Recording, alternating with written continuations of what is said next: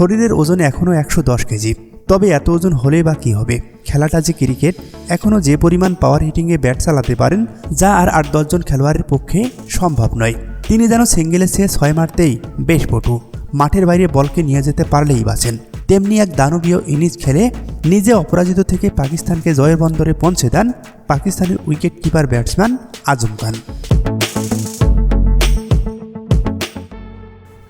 রোববার ডাবলিনে টসে হেরে প্রথমে ব্যাটিং করতে নেমে নির্ধারিত 20 ওভারে 7 উইকেট হারিয়ে 193 রানের বিশাল পুঁজি পায় আইরিশরা। জবাব দিতে নেমে প্রথম ওভারে 2 উইকেট হারিয়ে মহাবিপদে পড়ে পাকিস্তান। তবে সেই চাপটা সামলে নেন মোহাম্মদ রিজওয়ান ও ফখর জামান। 2 ব্যাটসম্যান মিলে গড়ে তোলেন 140 রানের অনবদ্য জুটি। ফখর জামান 40 বলে 78 করে আউট হন। তবে ক্রিজে টিকে থাকেন মোহাম্মদ রিজওয়ান। আজম খানের সঙ্গে অপরাজিত 42 রানের জুটি করে পাকিস্তানকে জিটিআই মাঠ ছাড়েন তিনি। রিজওয়ানের 46 বলে 75 রান আর আজম খান খেলেন 10 বলে 30 রানের অপরাজিত ইনিংস।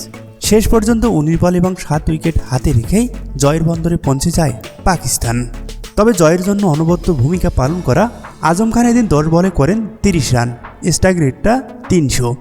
তবে আশ্চর্যের বিষয় হচ্ছে এই 30 রানের মধ্যে 4টি ছক্কা মেরেছেন এবং একটি 4 হাঁকিয়েছেন, যেখানে তার সিঙ্গেল রান মাত্র 2।